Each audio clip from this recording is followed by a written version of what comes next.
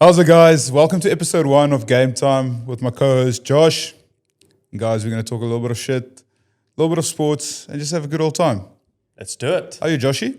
I'm good. I like starting off. Let's start off all of our episodes a little bit of Kak Praat, 100%. as we call it. So before we get into sport, let's get into, I'm good. I think you are too. You 100%. happy and well and aces right now? Yeah, I'm super stoked. My missus coming back tonight, so haven't seen her in a very long time. And yeah, I mean, they've been countrying it up in the States, which was looked amazing. I want to get into a Kak Praat topic with you. I said that very English. A Kak Praat. Kak Praat. Let's get into a Kak Praat topic that's trending right now.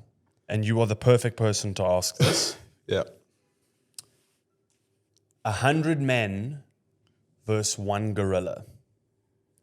Who's winning? I reckon gorilla hands down. Really? You know why I'm saying it as well? And I've seen all these videos and people speaking about it, and I've seen both sides. People say, like, no, 100 men will definitely outpower and out-stamina a gorilla. But I think as soon as that gorilla grips the first person, and I can just imagine myself in that fight. I'm part of the 100. And I'm running there and he grabs my buddy by the throat and just rips his head off. I'm like stopping and I'm walking backwards. I'm like, I'm getting out of here.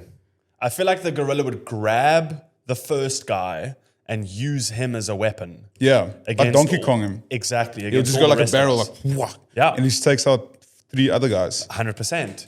And like what's the strength of a gorilla? A gorilla can pick up a car, right? Quite easily. Quite easily. Can like bench press 240 pounds. No, it has to be. No, wait, it has to be 2,400. That makes sense. 2,400 pounds.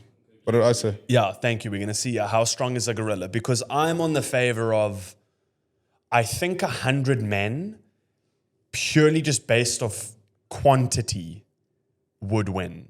That eventually they'd pull through. But like 100 men's not that many. If you think about a full rugby team, it's like 5 full rugby teams together. That's a lot of rugby teams.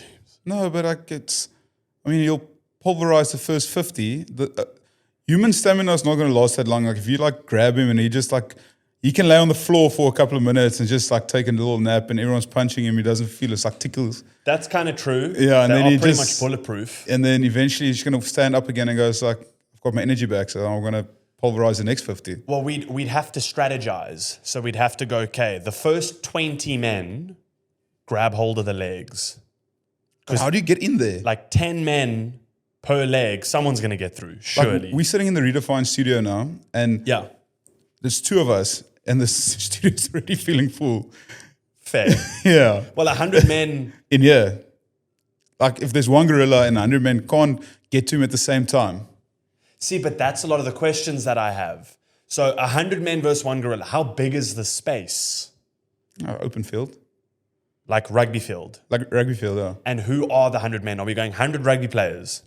Yeah, we can go 100 rugby players. 100 men. 100 men. I'm taking the Springbok rugby team. I'm taking the New Zealand rugby team. I'm taking Tonga. Yeah, there we go. See, I'm taking some beef. Yeah, I'm taking all the big boys. Yeah. 100 Maori men against 1 gorilla. 100 Maori men win. Without a doubt. If you take like 100 British men, like your general Brit, take 100 of them, right? Walk into a pub and go, I need 100 oaks. They might talk him to death, though. Definitely. Or drink it to death. That's the thing as well. Yeah, how many beers has this gorilla had? Yeah. How far in is he? Yeah. I would just go 10 people per leg, 10 people per arm, as in like that's your goal. Another 10 go for the neck. Someone's got to get like a rear naked on the back of him. And then anyone that's left. See, but the other problem as well is if you go for the neck, you close to his chomper, that thing that can bite your hand completely off. So if 10 guys go, there's 20 arms that's trying to reach for the neck. There's not going to be enough space. So imagine you the unlucky one that gets there last, and your hand, you're trying to go for the neck, but your hand ends up in the chunk, and it's gone. And then you're gonna punch it with a stompy. You'd have to, because if you don't keep punching with that stompy, the rest of you is going to be a stompy as well. So You kind of have to at that point. Yeah. And here's another thing to think about. On what drugs do you need to be to join that group of 100 men? Or what must be the cause for you to fight like that? Oh, that's a very good question. What would you have to give me to be one of those 100 men? If you gave me a green card for America, I'm not even joking. If you gave me a green card, That's not enough. no. I need to throw some monetary value on this bad boy. If you gave me a green card, $10 million. Yeah. But what are you going to do with $10 million without 4 limbs? Get robotic limbs. I'd pay for that shit. Then I need $1 billion. Yeah. Oscar Pistorius, my arms and legs. Yeah. Yeah. Run on all fours. Is that a bad thing to I say? think the gorilla's got this. You think so? Also, you don't have a weapon. No. So like, It's bare knuckle boxing. so it would And he's got basically be, 100-pound mittens to slap you around. can 100 men punch a gorilla to death? That's ultimately the question. Yeah. What Punch else are you and going to kick. do? I reckon like if you go like extreme, like rugby players, UFC fighters, NFL guys, strongmen, I think you have a chance. But if it's average guys, like he'll just pulverize through you. Like the pure weight and size and mass and acceleration, you won't be able to stop him. Like no one's gonna stop him within. Well, not, 5 guys together won't be able to like break his momentum if he starts running and swinging. I'd love to see this play out in real life. How strong is a gorilla there? Do you have any stats for it? It can lift 800 kilograms. 800 kilos. But is that 800 kilos in a deadlift or 800 kilos like strict press? Because there, huge difference. Huge difference. Eddie Hall deadlifted 500. Yeah, I almost fucking blew his brains out. Yeah. Like the blood was streaming out of his eyeballs. This thing's picking up 800 and probably doing it for reps. And it's untested. Like, I don't think someone strapped the gorilla into a deadlift and made him pick it up. True. They were like, we're going to put you in this box. You can only come out once you pick that bar up. Probably do it aces. Easy peasy. I think just the animal kingdom in general is like, it's quite unique. Like, something that weighs, like 400 pounds is so powerful. I mean, if you see all those clips of like gorillas like in their natural habitat and like when they actually go at each other, like 2 male It's gorilla, insane. it's insane. Like, When you hear them beat their chest, it's loud when they get going at that, dude. That is... I'm surprised there's no sports team in the world named the Gorillas. There's a band. fact check. Surely somewhere. Surely Like there's one of the most powerful animals in the world. You get like the bears, you get like, but you don't get the gorillas. gorillas. That is a song, eh? How does it go? The Pittsburgh State Gorillas, commonly referred to as Pitt State, are the athletic teams that represent Pittsburgh State University. A university was smart enough to do it. There you go, a university team. That is football, eh? Yeah. Okay, so I support them. Yeah. The Pittsburgh Gorillas. Gorillas. I back them. That is now my college favorite. Pittsburgh. Yo, please don't be cock. No, I'm going to be with that for life now. So why do you support us now? I like gorillas. I like gorillas. You want to get into some Rugby Praat? Yeah, let's get into some rugby. Let's do it. I wrote down a ton of different chats here, bro. But just probably next thing that's happening, it's, we're sitting here on Workers' Day, which is quite incredible. And thank you to all the people that sacrifice and graft and make the world go around. But this weekend is semi-finals of the Investec Champions Cup. It's quite interesting. We've got Bordeaux versus Toulouse, which is going to be interesting at Bordeaux's venue. And we got Leinster, part of the URC, playing Northampton Saints and part of the Premiership. And I think probably that, let's talk a bit about that Bordeaux-Toulouse game. I mean, I think that's probably, in my opinion, if it wasn't for Leinster, that would have been my Investec Cup final. But I think it's probably going to be one of the best rugby games we're going to witness in 2025 so far. Really? I mean, Toulouse has got probably the best back of forwards the world has seen for a long time, club rugby-wise. And I think Bordeaux's backline is probably the deadliest when it comes to counter-attack, the way they play, the way they move around, speed and agility. And I think it's just going to be a game for the ages. So I'm very looking forward to Sunday to watch that game. I think it's going to be fun. It's going to be exciting. And yeah, can't wait. Who are you backing for the win? So probably from the one semi-final, I'll be backing Bordeaux because I used to play for them. 100%. And Bordeaux is a fun little wine town. Students and like myself and Amy had such an awesome time there. So yeah, but I mean, you can never throw Toulouse away. Even without the Pont, they still deadly, still very good. But I think honestly, Bordeaux in their home ground is just going to be tough to beat. When is Dupont looking at coming back? When is he looking at returning? Because I haven't seen any news on that recently, at least. I think it's still going to be a while. Like that ACLs takes long. It's a big one, eh? Yeah, it's anything from 6 months onwards. So we'll probably only see him next season, or maybe closer to international season. So hopefully around November. Okay, that's a good time to come back in again. Yeah. So yeah, I think it's going to be. I'm pumped for that now. I'm definitely going to watch that this weekend. That's on Sunday. Yeah. Okay. So we'll have feedback on it into the next episode then as well. There's been a big discussion point going around in World Rugby in that a lot of comparisons are being made between URC and Super Rugby. And there's a show called The Breaking Point out of New Zealand or out of Oz. Oh yeah. Yeah, with a lot of ex-rugby players and I'm assuming managers and owners and whoever. And they've been making a lot of comments that there's no competition in the URC, that the URC is, like in their words, a very low-tier competition in comparison to Super Rugby. Why do you think those comments are being made, and how much do you think it's actually justified that they're saying that kind of thing? Yeah, I mean, it's tough. I think Super Rugby does miss the fact that the South Africans aren't there anymore.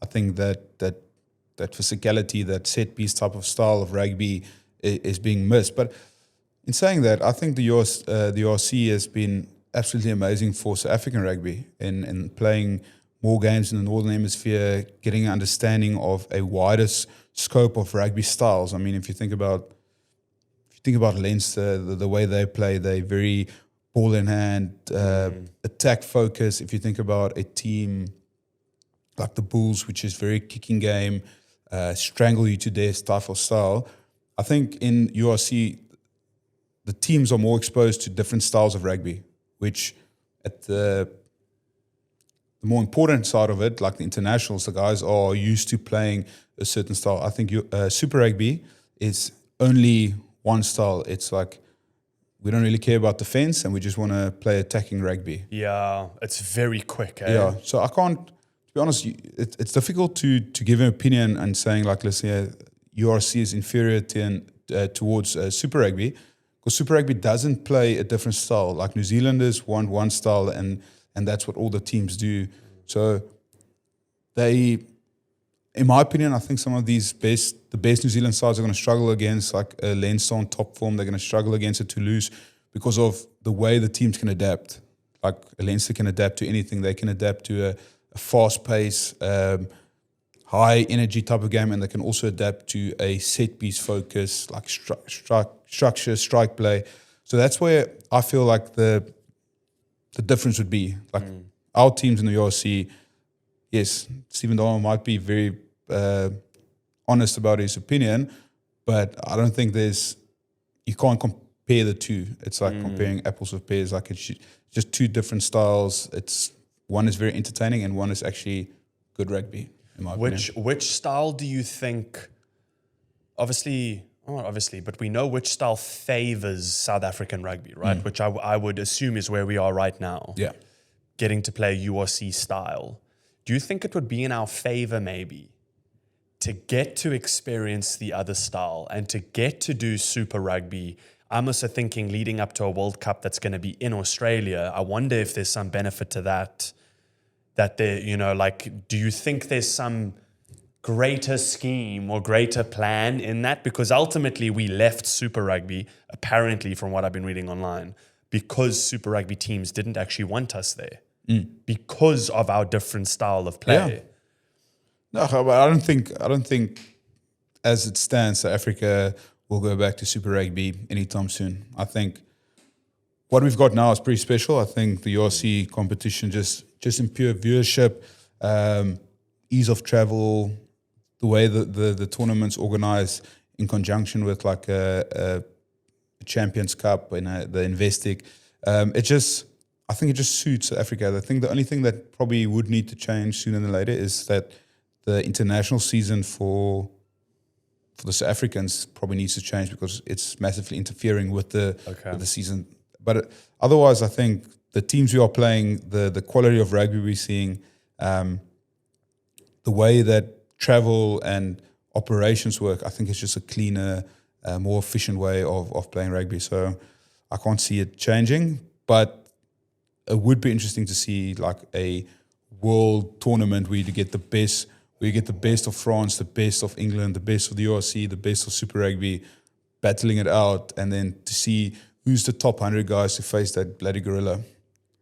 There you go, right? We go, okay, winners of the Super Rugby, winners of the URC, go fight a gorilla. Yeah. That'd be a special edition. You pick like the top 100 guys from that competition. You see like, okay, guys, go fight that bloody gorilla. Yeah, there we go. You go take them on. Yeah. Solve the problem for the world. Yeah. That is our best guys to put forward in a strength competition. Just take all the strongest rugby players in the world and go, who else are we going to use? Exactly. Maybe one or two power lifters or some strong men, and maybe some UFC fighters as well.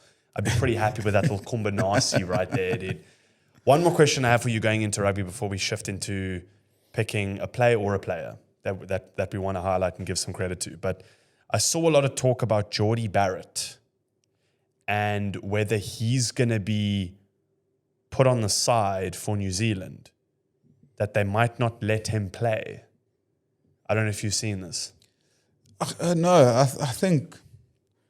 I mean, if Jordie's contract finishes with Leinster at the end of the season, so he'll be back playing for New Zealand. He'll be back playing in the Super Rugby. I just think he's too good. I don't think Jordie's. I mean, his rugby quality has just improved since he's joined the URC, which is unreal. And I think just the way he slots in with any team, the way he operates, the potential he has, and the talent he has, I can't see that New Zealand leaves him out. Like, I can't see that.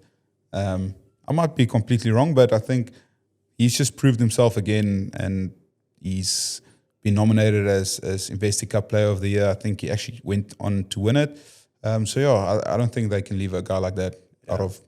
They can't leave him out of a New Zealand side. It will just be the most idiotic decision I've ever seen because he's one of their best players. Do you think the decision is being like floated in front of everyone because of that law, right? Of like playing for club overseas, you can't play for country kind 100%. of thing. But that is a law, and it's in New Zealand, like, you have to play in Super Rugby and you have to represent one of the teams in Super Rugby to be eligible for New Zealand's selection, for international selection. So it stops guys from going to Japan. It stops guys from making big money moves if they still want to play for their country, which is great. But a guy like Jordie who's going back to Super Rugby anyway next season, for him it's, first of all, it's like a bold move, first of all, to leave your country like that. And then secondly, like, I think the experience he's gained from working like with a Jock Nienaber, working with a international quality side like Leinster, I think all of a sudden that player is going to come back after 6 months or 8 months, how long they've ever been away for. I think it's probably just gonna change his game. I think he's gonna be better for it, like 100%. Yeah. I'm stoked for it. I don't think you can leave out any of those. There's 3 Barrett brothers, right? Yeah. And they're all a nightmare to watch play because they're so bloody good. That like they're like, oh, Barrett to Barrett to Barrett. And I'm like, yep, see, that's a problem. Yeah. There's 3 of them. Like, come on. Now you definitely can't leave them out. But I am interested to see where that goes, because it feels like it is a discussion point that is more political than what it is actual talent or potential, right? Because we all that question's already been answered. I mean, through him just being an incredible rugby player, right? Looking at, let's take rugby in general. Let's take rugby in general from all over. Is there anyone that I already know who I'm going to highlight? We did last week as well. But is there anyone that you want to highlight in terms of player of the week, or at least player right now that is standing out for you in rugby? Yeah, I think, everyone's speaking about it, and I think Sacha, that guy's just been a magician. But yeah, I think Sacha in a dominant pack of forwards with a dominant pack of forwards like Stormers and a dynamic backline, he can basically do what he wants on the field, like at this stage. So I'm quite excited to see what he does the next couple of weeks, especially going into big playoff games, because if on the current trajectory, the Stormers probably going to end 5th, and then they're going to play Sharks away, and then if the Sharks pick a loaded Springbok side, it's going to be quite interesting to see if Sacha can do the same thing with a Eben chasing him down, with a pack of forwards that tries to go forward, like with the Sharks when they've got Ox in there and Bongi and Vinny. It's going to be interesting to see what Sacha does what he does then, because then it's going to become a bit of a different dynamic. And then if he steps up to the plate, then I'll take my hat off for him and say, listen, but what you've done in the last 18 months or 2 years has just been incredible. It's been insane, eh? From Springbok, the way he performed with the Springboks into URC, going through injuries, and then performing like this on a week in, week out basis, it's going to be. Yeah, he's at a serious level of talent right now. Yeah. There was, I think it was his last try this past weekend, his last of many. I think it was his last try, and even potentially the last try of the game, where Ivan had a handoff for him, and he broke through and got the try. But Ivan kept running. They both made it to the, and Ivan as a number 8.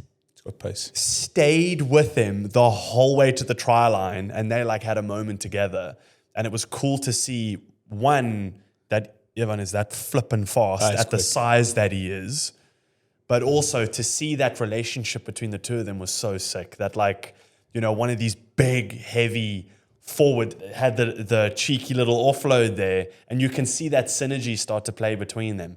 So I'm quite happy, like you now mentioned, the Sharks game. I want to see what happens there. Because I think the Sharks will leave a lot less space. 100%. But you get guys like Sia chasing Ivan down. Then it becomes like a massive backlash again. Yeah. You'll get guys like Eben versus Ruben, so it's just going to be like titanic battles the whole time. If the Stormers goes all the way to that 5th spot, and as a good back-end run of the URC, which they are having at the moment, so hats off. Yeah. But just on a different note, and with Ivan, and had a little conversation with him this morning. We played a little round of paddle in the rain, of all things. But he's probably going to kill me for this. But so, as you know, all rugby players enjoy a nice cold beer. Sometimes we have one too many brandies. And Ivan's personality has changed a lot. When I met him, he didn't really drink. He was calm, but now he's all for the boys. He enjoys that team culture. So I actually asked him the question. I said, Ivan, have you ever thought about to stop drinking? and literally his answer to me was, when my rugby gets affected by alcohol, I'll stop drinking. And the honest response from my side is, I don't think it ever will. No. That's how good he is. Yes. And that's how back week in and week out he just performs. And I love it. I love watching him. Love having a talk with him as well. Oh, he's one of my favorite people. But his passion for rugby still far outweighs his passion for drinking. I don't think he has a passion for drinking. For the jawl. And I think he likes the jawl. I think he likes the team. I think he likes to spend time with his friends outside of the game of rugby, which is every rugby player's dream, is to have a balance. Is to play exceptionally well rugby and then also be exceptionally well in the pub. Yeah. And I sometimes feel like my pub life outweighed my rugby life, but I always found a way to get it back on track. But See, but now this is the problem, Stephen, because you've had both. Then for the rest of us that aren't professional athletes, we only have pub. So that's best. So you have to be a pub athlete. You know what I'm saying? So you got to be piss fit. Saturday rugby, Saturday night pub, Sunday sort of do something productive, and then back at work on Monday. Straight back to practice on a Monday. I'm like, I don't know how you do that. Like, it's a different kind of fitness, dude. Like, athleticism. Dude, that's what an athlete is. Yeah. That is a true athlete. Yeah. We want to see you perform on a Saturday on the field and then perform at the pub. Yeah. That's the balance of life. That's the balance of South African culture as 100%. well. But I think you care about your work, you care about your friends, you care about your family, and you get fucked up on a Saturday night. You know, yeah. Couple brannas. Yeah, why not? Because around you oaks, you can't not drink brandy. Takes me into my next question of you leaving the Stormers was a huge loss, not only as a player, but also just as a leadership figure, right? Is Brok done playing? Yeah, geez. Getting injured like a couple of weekends before the end of the season is not great. And we all know Brocky has spoken about finishing up the season and probably going into coaching full time. But hopefully it's not too serious. And hopefully we do see him back on the rugby field. And if it's not with a pair of boots, if it's in tackies and he's standing next to the field, I think his rugby brain it's just been so amazing. And what he's done with the Stormers scrum, and I mean slotting in as a 39-year-old and I mean being absolutely solid. I mean helping Shimmy out with the scrum sessions, working with the young players and the juniors. I think he's got a massive role to play for rugby in the future, and hopefully his playing days probably won't see him again, but hopefully seeing him next to the field with a whistle around the neck, I think is the natural next phase for him. He would be in my front line of my 100 men against a gorilla. 100%. Put him right up front because he'd lead that bloody scrum of 100 men straight through that gorilla. How do you reckon put you up front? How do you reckon if you pack a scrum, like a full scrum, like how many front guys would be there? Because there'll be only 3 rows. So out of 100? It were like 33 guys, 32 guys locking in front, 34 in the next, and then 30, like my math, it's not math. Whatever's left out of that. Yeah, or just and there will be 44. one guy just crouch, bind, sit. Yeah, just one oak standing next to this gorilla. Guys, please. Yeah, these guys just pulverize us. Yeah. I want to get into other sport. Yeah. There's a lot of shit being spoken between Dricus and Khamzat. Have you seen all this beef now? So here's my thing. I'm going to break this down for you quick fast because I did a ton of research on this morning. So you use ChatGPT? No, I watch all the interviews, dude. It's my favorite. I sit on YouTube all day. So Dricus has fought 5 times over the last 2 years, which is a lot of fights. Basically, you're fighting every 4 or 5 months, right? Yeah. That's an insane output, especially for a champion. He hasn't fought in 2 months, maybe 3, since he fought what's his face, right? What's his face? Strickland. Strickland, yeah. Since he fought that oak. Still not a fan of that homie. Since he fought when him. he pulverized his nose. Yeah. It's been 3 months since annihilated him. And now Strickland's a little bit more respectful and calm when mentioning Dricus. I mean, if my nose sits here, then I'll also be respectful to it. Yeah. Fair. Yeah, when you can smell the back of your head, you're like, maybe I should be more careful. So maybe I should wash my ears more because I can smell it. Exactly. So now the talk is that there needs to be an interim fight for the interim title because Dricus can't fight Khamzat right now because apparently there's an injury.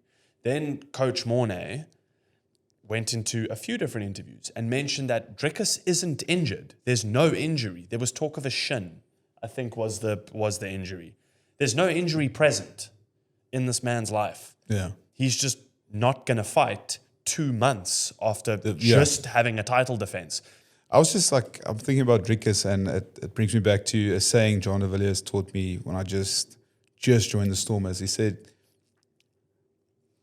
it's quite easy to get to the top. So we always think like Dricus works hard, and when he won that first fight, he became champion. And it looked quite easy because he pulverized him, and it's like he won the belt, and it's awesome, and everyone celebrated. But then, as you said, like people are just asking him the whole time, and that's when it becomes tough. To stay champion, to stay on the top, that takes real hard work. Yeah. And I mean, I completely understand from Dricus' side if he goes, listen here, he's waiting for the contract, so he wants the date so he can know that I can start my 12 weeks or 8 weeks of prep. And then because then he goes into that mode of fight mode, and he goes into that work mode.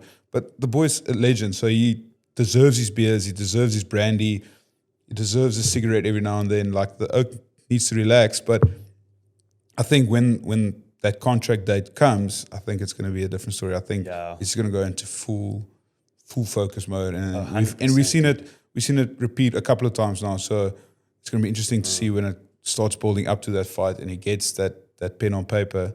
And Dana White decides to pay the big dollar bills. Yes. And then we're going to see our boy. We're going to see our boy come back. Yeah.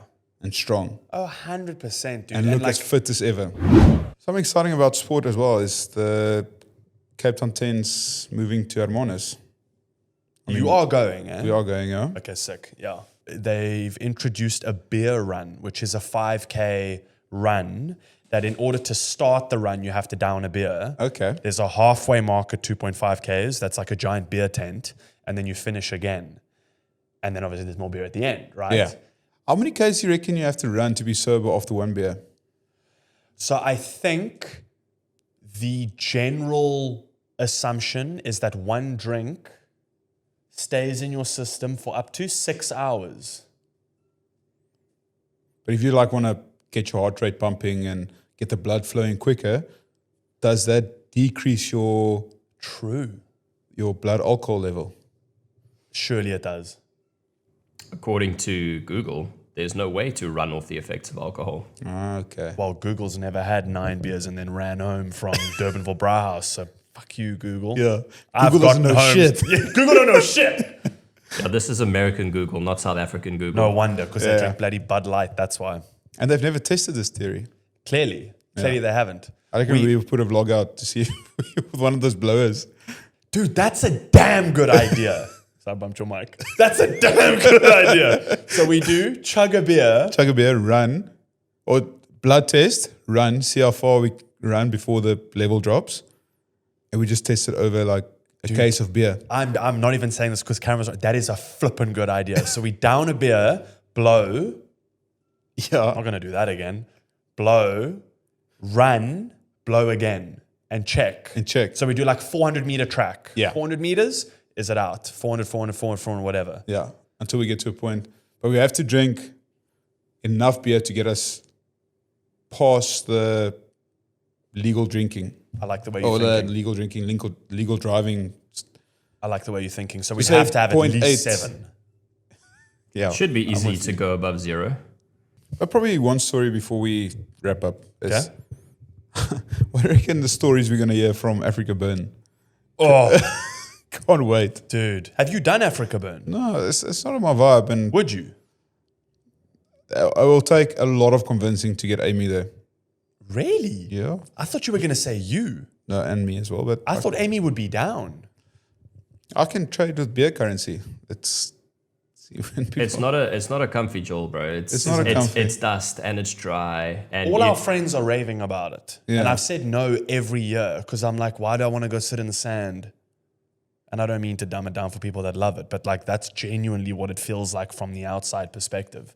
I've got to trade plastic packets and bottles of water for food and sit in the sand. And you have to take everything with, huh?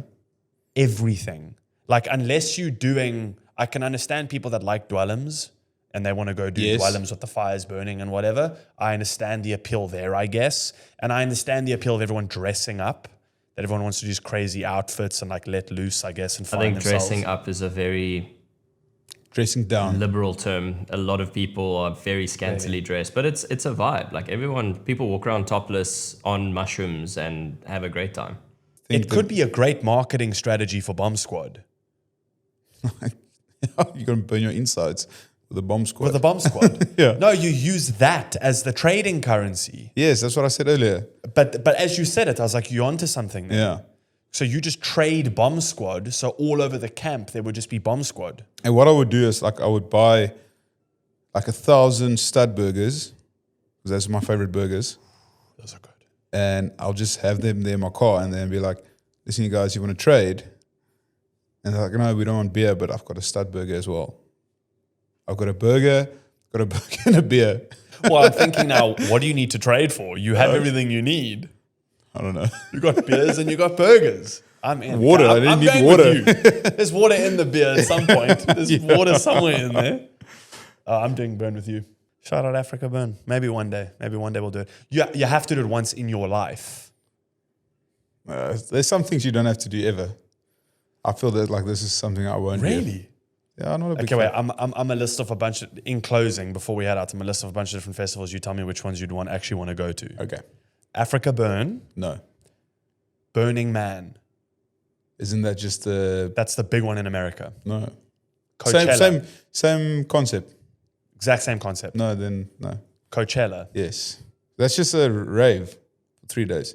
Coachella's like It's a rave. take Instagram and make it real life. That's what I feel like Coachella is. It's like the house music version of Stagecoach. No? I was going to say yes. No, Coachella's got a bunch of house music, but it also has all the artists come and play. So you'll have like some of the best But artists. not house music, like more hip hop and then more like... But Stagecoach is the country version of Coachella. Yes. Yes. When you say it that way, it's correct. Yes. Yeah. So Coachella, Yes. Stagecoach, 100%. Tomorrowland, Yes. Ibiza, which I actually think you've done Ibiza. I haven't, but yes. You haven't been to Ibiza? No. But I would. Has Amy been to Ibiza? Yes. Okay, there's my confusion. Other one? Give me another big festival. Ultra Music Miami. Yeah, probably. Yeah. That'd be gangster. Okay, so the only other ones you don't want to go to are the ones in the sand. Yes. I respect that. But like at Afrikaburn and stuff, is there like there's music and DJs and it's like a full festival. Is it? Yeah. See, I don't even know these things. Burning Man, I want to go on a Friday and I want to leave on Saturday. Yeah, you drink enough just to pass out but you want to be gone. Yes. I Before want to the see them hangover burn kicks. something Yeah. like a giant Weber. Burn like a giant fucking Weber and we can all braai steak and shit. I'm in. That's what we need. Yeah. If Burning Man has like a braai area, Yeah. You'll get a lot of sappers there dude, you'll get the whole of the northern suburbs. Everyone rock up on Friday night. on Friday night, ready to braai. Drinking a black label, brandy and coke after, and then just That's take how out they the should meat. advertise this thing. That's how they should advertise Burning Man. That's Afrikaburn. Afrikaburn. Yeah. Yeah, Okay, Burning Man is no so gas. when are we launching Durbanville Burn, bro? Durbanville Burn. In the farms, dude. We just burn a whole lot of shit and braai on it. We should do this. Fucking Kenilworth burn was the other day. Fucking Really? Yeah, northern suburbs almost burned down. Well, Like yes, I was it's there at really- the Pick and Pay. I thought that's only wine. strictly for Table Mountain. Why were you there? I was there for the wine festival, the Pick and Pay wine festival. Yes, you were. And the fire just kept creeping closer, and I was just like, "It's getting too close for comfort. Yeah. We're gonna get out of here." There's never fires in the northern suburbs. Yeah, it's Dane sent it to me the other day. That's a Table Mountain characteristic. Lekker. Boys. Yeah, good luck with the editing of the first episode. Yeah, thank you. That's going to be fun. Thank you guys so much for watching. Please don't forget to like and subscribe. Go follow Kutsi. Do that too. He's got great content coming out and he does a lot of really, really, really dope stuff. So thank you for being a bugger. Thank you, Dill. Thank you so much for being a producer, Dill. Here we go. Okay. Episode 1. In the bag. Stoked.